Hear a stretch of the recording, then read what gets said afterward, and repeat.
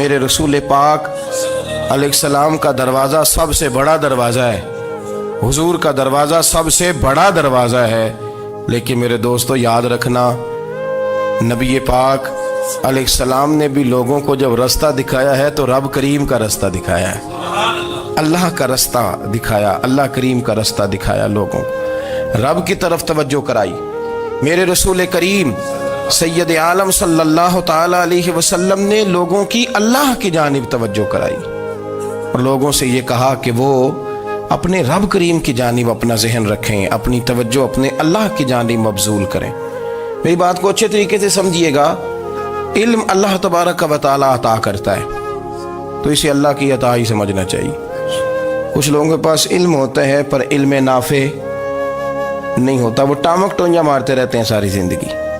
علم کو اللہ کی عطا سمجھیں، اپنی عقل پر اپنے شعور پر زیادہ بھروسہ نہ سمجھیں، نظر اللہ پہ رکھیں۔ حضرت مولا علی شیر خدا کرم اللہ تعالی وجہہ الکریم سے کسی نے پوچھا تھا بڑا عالم کون ہوتا ہے؟ ہمارے ہاں تو اب وہ والے عالم پائے جاتے ہیں نا، اللہ ماشاءاللہ، جو ممبر پہ بیٹھتے ہیں تو دعوے ہی دعوے ہیں، ممبر پہ بیٹھتے ہیں تو دعوے ہی دعوے ہیں، اس طرح کے عالم ہمارے ہاں پائے جاتے ہیں۔ وہ ہر بات میں دعویٰ کرتے ہیں، میں یہ کر دوں گا، میں وہ کر دوں گا۔ یہ مزاج علماء کا نہیں۔ حضرت علی المرتضیٰ سے کسی نے پوچھا بڑا عالم کون ہوتا ہے؟ فرمایا بڑا عالم وہ ہوتا ہے کہ جسے مسئلے کا پتہ نہ ہو تو وہ کہہ دے مجھے نہیں پتا، میں پتہ کر کے بتاؤں گا، غلط بات بیان نہ کرے۔ امام مالک سے کسی نے کوئی مسئلہ پوچھا تو آپ فرمانے لگے مجھے اس سوال کا جواب نہیں آتا، ہمارے بزرگ سمجھاتے کیا ہیں؟ وہ کہنے لگا آپ اتنے بڑے امام ہیں تو اس سوال کا جواب نہیں آتا۔ فرمانے لگے اگر مجھے ہر سوال کا جواب آتا پھر تو میں خدا ہوتا، مجھے ہر سوال کا جواب نہیں آتا، مجھے تو اتنا آتا ہے جتنا میرے رب نے مجھے عطا کر دیا ہے۔ اپنی نظر اللہ پہ رکھیں، نکل آئیں اس معمے سے باہر کہ میں کوئی بلا ہوں، مجھے بڑا پتہ ہے، میرے پاس 6 ڈگریاں ہیں، مجھے 10 جگہ پہ تدریس کا شغف حاصل ہے، اس سے نکلیں باہر۔ قرآن مجید دیکھیے گا، اللہ تعالیٰ نے ارادہ قدرت فرمایا کہ میں حضرت آدم کو بناؤں گا، پھر بنانے کے بعد فرمایا فرشتوں سجدہ کرو آدم کو، سب نے سجدہ کیا الا ابلیس ابا واستکبر وکان من الکافرین، سب نے سجدہ کیا سوائے ابلیس کے، اس نے انکار بھی کیا، تکبر بھی کیا اور کافروں میں سے ہو گیا۔ تو یہ جب اللہ تعالیٰ نے سجدہ کرایا تو کیسے کرایا؟ اللہ تبارک و تعالیٰ نے نا حضرت آدم کو علم سکھایا خود، وعلم آدم الاسماء کلہا، خود اللہ فرماتے ہیں کہ میں نے جناب آدم علیہ السلام کو تمام اشیاء کے نام سکھائے، سب اشیاء کے نام سکھائے۔ تو وہ چیزیں پھر میں نے نا، اللہ فرماتے ہیں میں نے فرشتوں پہ پیش کی، میں نے کہا کہ بتاؤ ان کے نام کیا ہے، تو فرشتوں نے جو جواب دیا ہے وہ سمجھنے والا ہے۔ اللہ نے چونکہ خود علم سکھایا تھا حضرت آدم کو، جناب آدم سکھایا تھا لیکن فرشتوں کو نہیں سکھایا تھا، تو اللہ کریم نے فرمایا فرشتوں اب یہ بتاؤ ان چیزوں کے نام کیا ہیں؟ تو فرشتے کیا کہتے ہیں؟ فرشتے عرض کرتے ہیں قالوا سبحانک لا علم لنا۔ آپ کبھی یقین کریں اس چیز کی لذت لیں تو مزہ آ جائے۔ کہا قالوا سبحانک، کہنے لگے تو پاک ہے، قالوا سبحانک، کہنے لگے تو بھئی آدم علیہ السلام کو نام سکھا لیے، پھر فرشتوں کے سامنے وہ چیزیں پیش کر کے کہا ان چیزوں کے نام بتاؤ، تو فرشتے کیا کہتے ہیں؟ کہتے ہیں قالوا سبحانک، تو پاک ہے، لا علم لنا، ہمارے پاس کوئی علم نہیں، الا ما علمتنا، ہمیں تو اتنا پتہ ہے جتنا تو نے ہمیں سکھا دیا، ہمیں تو اتنا پتہ ہے جتنا تو نے ہمیں، لا علم لنا، ہمارے پاس کوئی علم نہیں ہے، اتنا ہی پتہ ہے جتنا تو نے ہمیں سکھا دیا ہے، اس سے زیادہ ہمارے پاس علم۔ اور یہ کیوں تو نے ہمیں جتنا سکھایا اتنا پتہ ہے؟ فرشتے یہ نہیں کہتے یا اللہ تو زیادہ سکھا، آدم کو دیا تو ہمیں بھی دے، یہ نہیں فرمایا، فرمایا انک انت العلیم الحکیم، اے اللہ تو علم والا بھی ہے اور حکمت والا بھی ہے، تجھے پتہ ہے کس کو کتنا دینا ہے، جتنا تو نے مناسب سمجھا جناب آدم کو دیا اور جتنا تو نے بہتر سمجھا وہ تو نے ہمیں عطا فرمایا۔ تو اگر آپ کے پاس علم ہے، کہیں نالج ہے، اس کو اللہ کی عطا سمجھے۔ ہمارے ہاں بہت سارے لوگ بن کے بیٹھ جاتے ہیں، میں اکثر کہتا ہوں کہ پھر وہ دعوے کرتے ہیں میرے علاقے والے جاہل ہیں، میرے شہر والے جاہل ہیں، میرے خاندان والے پڑھے نہیں، یہ آپ کا دعویٰ ہے، یہ آپ کو خراب کر دے گا۔ ہم نے بہت سارے ایسے لوگ دیکھے جو بہت بڑے عالم تھے، لیکن اللہ جب لینے پہ آیا تو عقل ہی لے گیا، شعور ہی چلا گیا، حافظے ختم ہو گئے۔ آپ دیکھتے ہیں بڑھاپے میں کچھ لوگ ایسے ہوتے ہیں کہ جن کو یہ بھی یاد نہیں رہتا کہ میرا نام کیا ہے، میں کہاں ہوں، مجھے کدھر جانا ہے۔ تو اس وقت سے اللہ کی پناہ مانگیں اور اپنی نظر اپنے رب کریم کی جانب رکھیں، اللہ کی جانب اپنی نظر کو مبذول رکھیں۔ دوسری بات، علم کے بعد ایک چیز آتی ہے جس کا نام ہے ہدایت، جس کا نام ہے تقویٰ، جس کا نام ہے پرہیزگاری، جس کا نام ہے عمل، عبادت، ریاضت۔ یہ بھی اسی وقت ہی نصیب ہوتی ہے جب میرا رب کریم نصیب فرما دیتا ہے۔ ہم نے نا نیکی کا اپنا اپنا سٹیٹس بنا لیا ہے، اپنا اپنا معیار بنا لیا ہے۔ کچھ لوگ کہتے ہیں کہ جناب مسجد میں سیمٹ کا توڑا دینے سے بہتر ہے کسی غریب کو آٹے کا تھیلا دے دو۔ اب اس نے اپنا مزاج بنا لیا نا نیکی کا، اس نے اپنا سٹیٹس بنا لیا۔ میرا یہ سوال ہے کہ نبی پاک صلی اللہ تعالیٰ علیہ وسلم جب مدینہ شریف آئے تھے تو حضور نے سب سے پہلے غریبوں میں آٹا تقسیم کیا تھا کہ سب سے پہلے مسجد بنائی تھی؟ کیا عجیب لوگوں کا رنگ ہے، اپنی مرضی کی ہدایت، اپنی مرضی کا تقویٰ، اپنی مرضی کا معیار۔ مسجد کوئی بڑا چھوٹا خطیب بھی میری طرح کا ہو نا تو وہ مسجد میں بیٹھ کے جب نبی پاک کی بات کرتا ہے تو کہتا ہے میرے رسول پاک غریبوں کا سہارا بن کے آئے۔ وہ غریبوں کی بات کرتا ہے، مسکینوں کی، لاچاروں کی، کمزوروں کی بات۔ تو مسجد ہی تو وہ ادارہ ہے جہاں سے غریبوں کی بات ہو رہی۔ تو اب لوگوں نے غریب کو اور مسجد کو لڑانا شروع کر دیا، اس کو لڑاؤ کہ مسجد میں پیسے دینے سے بہتر ہے آپ غریب کو آٹے کا تھیلا دے دیں۔ آپ یہ کیوں نہیں کہتے کہ مسجد میں بھی آپ توڑا دیں ایک سیمٹ کا اور ساتھ غریب کو بھی خدمت کریں؟ یہ کیوں نہیں تقویٰ؟ اپنی اپنی مرضی کا مزاج، اپنی اپنی۔ کچھ لوگ کہتے ہیں چھوڑو جی، ساری زندگی انسان نماز پڑھتا رہے اور پھر گالیاں بھی دیتا رہے، بندہ داڑھی بھی رکھ لے اور جھوٹ بولنا بھی نہ چھوڑے۔ تو یہ آپ نے اپنے پاس سے تقوی کا معیار بنایا۔ گالی دینے کا گناہ ہے اور داڑھی رکھنے کا ثواب ہے۔ تو اگر آپ داڑھی رکھے ہوئے ہیں اور آپ کوئی غلطی کر رہے ہیں تو اس سے آپ کی داڑھی کا ثواب ختم، اللہ کرے آپ کو سمجھ آئے میری بات۔ آپ کوئی غلطی کر رہے ہیں، داڑھی کا ثواب اس سے ختم، وہ اپنی جگہ پہ قائم ہے چیز۔ اپنی مرضی کا کیوں تقوی کا معیار بناتے ہیں؟ تقوی کا مزاج اپنی مرضی کا نہ بناؤ۔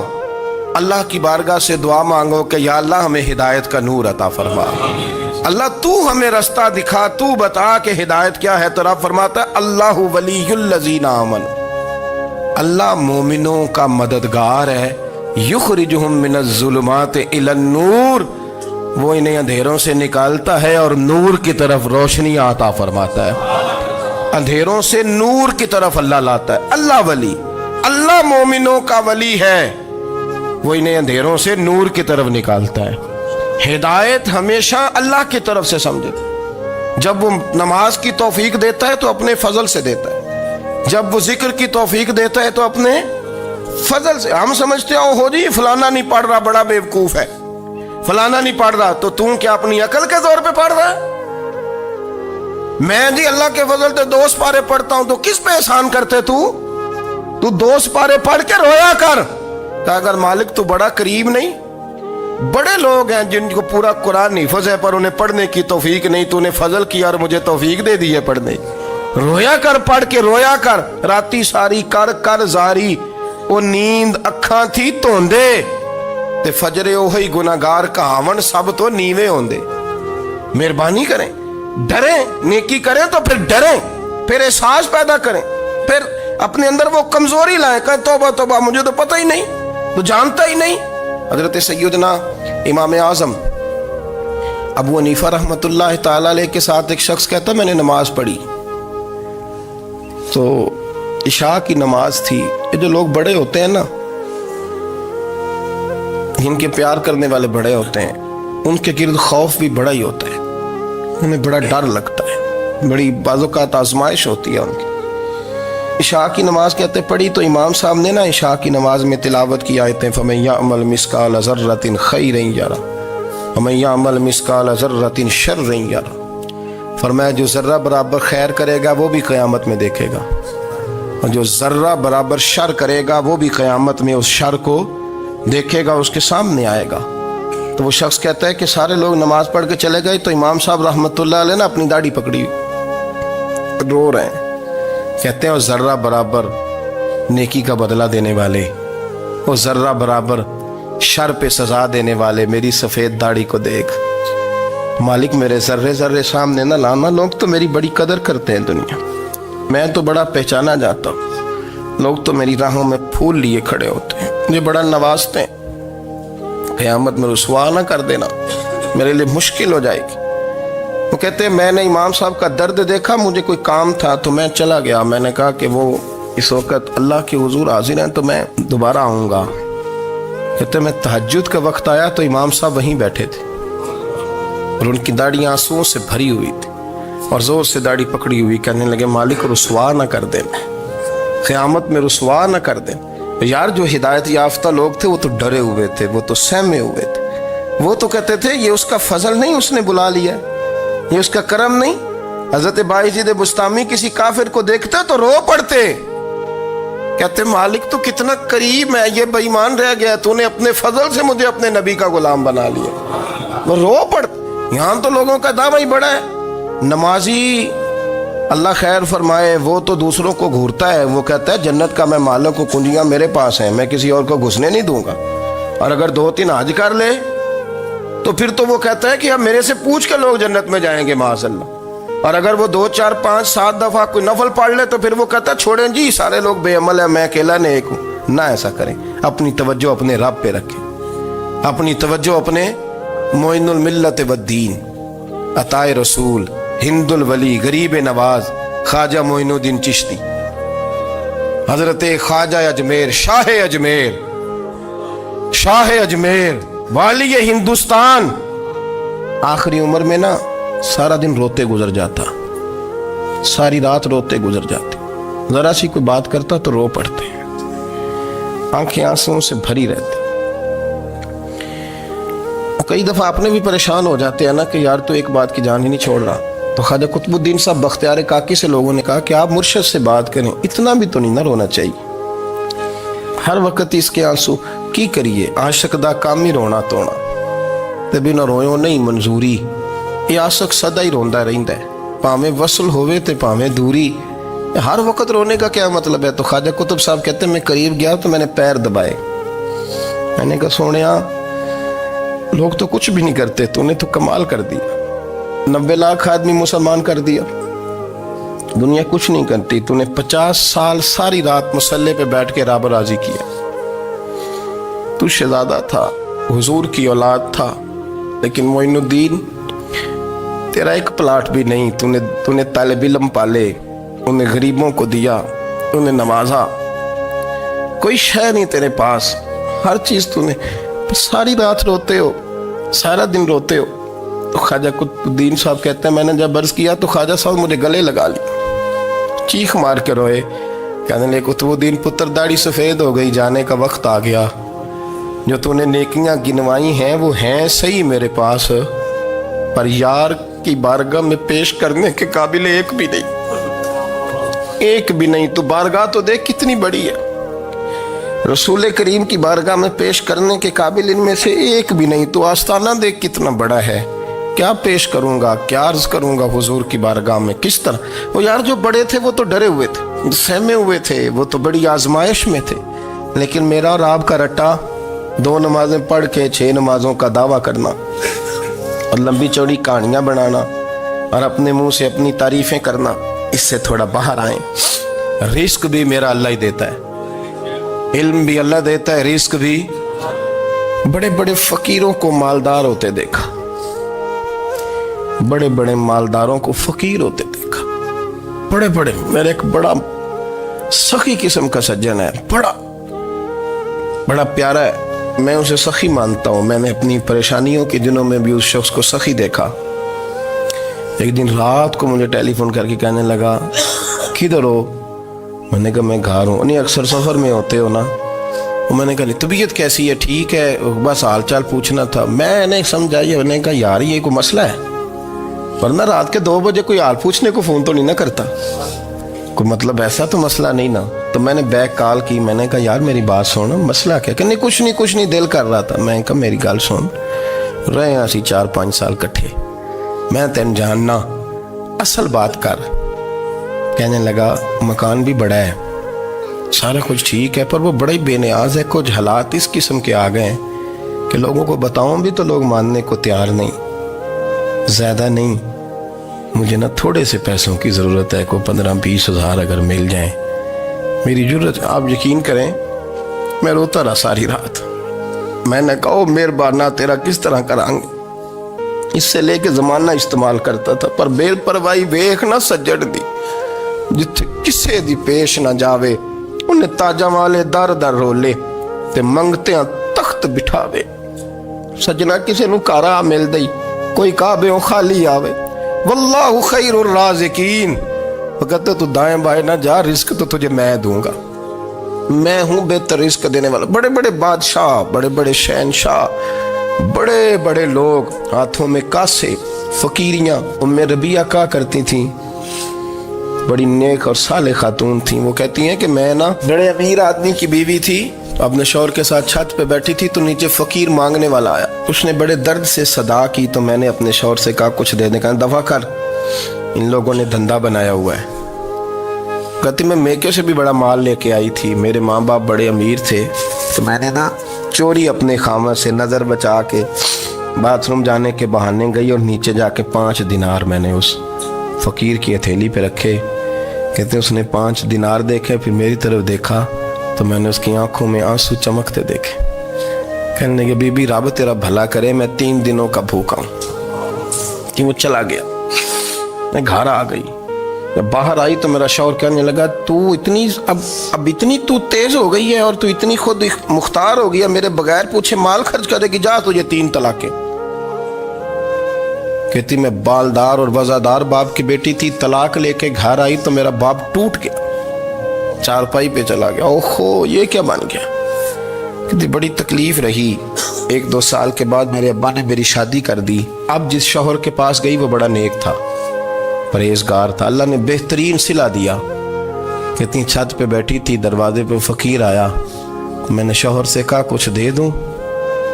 कहने लगा 5 ना देना, 15 देना, 20 देना, मैं फकीर हूँ, मैंने फक्र से दौलत देखी है, इसे खाली ना लौटाना। कहती है कि मैं नीचे गई और जब मैंने उसकी तरफ दिनार बढ़ाए तो मेरी चीख निकली, पैसे फेंक के मैं बेहोश होके गिरी। मेरा शौहर ने आके उठाया, अंदर ले गया, पानी मुंह पे छिड़का। कहने लगा तुझे क्या हुआ? कहने लगे ये जो मांगने आया ये मेरा पहला शौहर था, वही था जो कहता था कि तू 5 दिनार दे आइए, जा तुझे 3 तलाकें। पढ़ो ना हदीस पाक, मेरे नबी पाक अलैहिस्सलाम ने फरमाया एक बंदा गंजा था। गंजा कोई तरतीब आगे पीछे हो जाए तो मफहूम के लिहाज से, लेकिन मैं मफहूम उसका वाज़े करता हूँ। एक गंजा था, कोई शय नहीं थी, सर पे बाल भी नहीं थे, रोया करता था।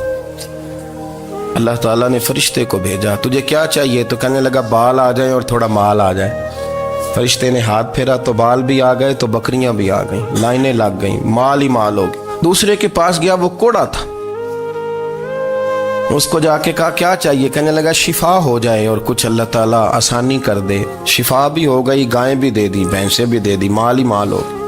फिर एक के पास गया, वो अंधा था, तुझे क्या चाहिए? उसने कहा आंखें मिलने और कुछ साथ अल्लाह माल दे दे। ऊंट ही ऊंट हो गए। जब बड़ा नवाज दिया तो फिर मालिक ने इम्तिहान लेने का इरादा किया। यारी तेरी सोना है पर आजमाइशां भी तेरियां अग, आजमाइशां तेरियां, सही कह रहा हूँ, आजमाइशां तेरियां, यारी तेरी सोना है पर आजमाइशां तेरियां। ये सोना परखिया जावंदा ही पहलो ना लगा दे लग। अल्लाह ने फरमाया आजमाइश करो। सबसे पहले गंजे के पास आए, उसे कहा अल्लाह के रास्ते में कुछ दे। कहने लगा मेरे खर्चे ही बड़े, देखो तो सही कितनी मुश्किल में वक्त गुजारता हूँ, हाल ही कोई नहीं। तो उसने कहा मैंने तो सुना है तू गंजा और भूखा नंगा था। कहने लगा मैं तो जल्दी पुश्ती रही से आजम हूँ, तुझे किस पागल ने कहा है, भाग जा। उसने कहा अच्छा जैसे तू था वैसे ही हो जाए। खेत खलियान उजड़ गए, फिर से गंजा हो गया। हुजूर अलैहिस्सलाम फरमाने लगे, फिर वो उसके पास गया जो कोड़ा था, उसे कहा कुछ दे। कहने लगा खर्चे ही बड़े, اب پوچھ لیں کسی امیر آدمی سے، کہے گا چکی کے نیچے ہاتھ ہے میرا، میرے سے زیادہ تو پریشان بندہ ہی کوئی نہیں۔ کیا بتاؤں آپ کو، اتنا ٹیکس ہے، اتنا جرمانہ ہے، فلانی شے، بڑا کچھ گنواتے ہیں لوگ۔ اس نے کہا میں نے تو سنا تو پہلے کوڑا تھا۔ اس نے کہا جا دوڑ جا، میں تو رئیس اعظم ہوں، دادا بھی پردادا بھی اور ساری نسل ہی۔ اس نے کہا اچھا جیسے تو تھا ویسے ہی ہو جائے۔ پھر وہ گیا اندھے کے پاس اور جا کے کہا اللہ کے نام پہ کچھ دے۔ تو کہنے لگا رب کے نام پہ؟ یہ کھڑے ہیں اونٹ جتنے تیرے دل کرے لے دا۔ اس نے کہا کیا معنی اس بات کا؟ کہنے لگا یار تجھے کیا بتاؤں، میں تو اندھا تھا، میں نے تو کبھی دنیا دیکھی نہیں تھی، پھر اس کریم نے فضل کیا تو مجھے بڑا کچھ دکھایا۔ میں کیا بتاؤں، میرا دل کر رہا ہے کہہ دوں کہ پھر اس نے کعبہ دکھایا، پھر اس نے روضہ رسول دکھایا، پھر اس نے ریاض الجنہ کے سجدے دکھائے، پھر اس نے اپنے محبوب کے دروازے کی رونقیں دکھائیں۔ اس نے بڑا کچھ دیا، اس نے بڑا نوازا۔ میرے پاس تو شاید میں بدکار پرانا خادم، کسے در ملی نہ ٹوئی، ایت واصف یار نے نظر جو کی تھی، پھر واصف ہی ہوئی۔ یہ تو اس کا کرم ہوا۔ تو یہ وہ کہنے لگا تو اللہ کے نام پہ جان مانگ، میں وہ بھی دینے کو تیار۔ میرے پاس تو شے کوئی نہیں تھی، مجھے تو اپنا پتہ ہے، میں تو کوئی شے نہیں تھا، کچھ نہیں تھا میرے پاس۔ یہ تو ان کا کرم ہے کہ رخ ان کا ادھر ہے، اور مختصر سی میری کہانی ہے، یہ جو بھی ہے ان کی مہربانی ہے۔ تو وہ کہنے لگا میں بھی کچھ لینے نہیں آیا تھا، تیری آزمائش ہی کرنے آیا تھا، تیری عزتیں بھی سلامت رہیں گی، تیرا مال بھی سلامت رہے گا، تیری شفا بھی۔ اپنی زندگی میں کبھی بھی اللہ کی بارگاہ سے توجہ ادھر ادھر نہ کریں، چھوڑیں لوگ کیا کر رہے ہیں، دنیا کیا کہہ رہی، کبھی بھی اپنی توجہ دائیں۔ ہمارا یہ مسئلہ بن گیا کہ ہماری سیاست ہے، ہماری دنیا داری ہے، ہم بندوں کو راضی کرنا چاہتے ہیں، ہم دیکھتے ہیں کون کس طرح، اور آپ یقین کریں آپ تھک جائیں گے، بندے راضی نہیں ہوں گے، وہ نہیں راضی ہوتے۔ آپ ان کو منا کے لائیں گے تو ادھر والے نکل جائیں گے، ادھر کو منائیں گے تو ادھر والے نکل جائیں گے۔ اس چکر سے باہر آئیں، اس رب کو راضی کریں جو فرماتا ہے ان الذین آمنوا وعملوا الصالحات سیجعل لهم الرحمن ودا۔ فرمایا تو ایمان لانے کے بعد نیک عمل کر، میں لوگوں کے دلوں میں تیری محبت پیدا کر دوں گا۔ رحمان لوگوں کے دلوں میں محبت ڈال دے گا، اللہ لوگوں کے دلوں میں۔ اپنی نظر ہمیشہ اپنے رب پہ رکھیں، اتنی لمبی چوڑی دنیا داروں سے امیدیں نہ وابستہ کریں۔ میں نے دیکھا ہے لوگ کاسا لیسی کرتے ہیں، کبھی اس کے دروازے پہ کبھی اس کے دروازے پہ۔ ان چکروں سے باہر آئیں اور اپنے رب کی بارگاہ کی طرف توجہ کریں، استغفار شوق سے پڑھا کریں، اور اکیلے میں نہ، اکیلے میں۔ حضرت رئیس المتکلمین مولانا نقی علی خان صاحب رحمۃ اللہ نے لکھا ہے کہ فرعون 500 سال حکومت کر گیا، یہاں تو 5 سال کی حکومت کی پیر لڑکھڑاتے ہیں، 500 سال۔ فرماتے اصل وجہ یہ تھی کہ دنیا جب سو جاتی تھی نا تو اوپر چادر لے کے تو مصلے پہ بیٹھ جاتا تھا اور ہاتھ باندھ کے کہتا تھا رب تو ہی ہے، میرا پردہ نہ کھولنا، مالک تو ہی ہے، کرم نوازی کرنا، میری پکڑ نہ کرنا۔ وہ بے ایمان ہو کے اگر 500 سال ہاتھ باندھے تو گزارا کر لیتا ہے، تو ایماندار ہے۔ پر مسئلہ یہ ہے کہ تو رات کو بکل مار کے ہاتھ نہیں نہ باندھتا، تو منت نہیں کرتا، تو استغفار نہیں کرتا۔ توبہ کریں تو بچے رہیں۔ وہ اتنی لمبی حکومت کر گیا چونکہ رات کو کہتا تھا مالک رب تو ہی ہے، لیکن مہربانی فرما، میری پکڑ نہ فرمایا، تو اللہ نے تو اس کو مہلت دے دی۔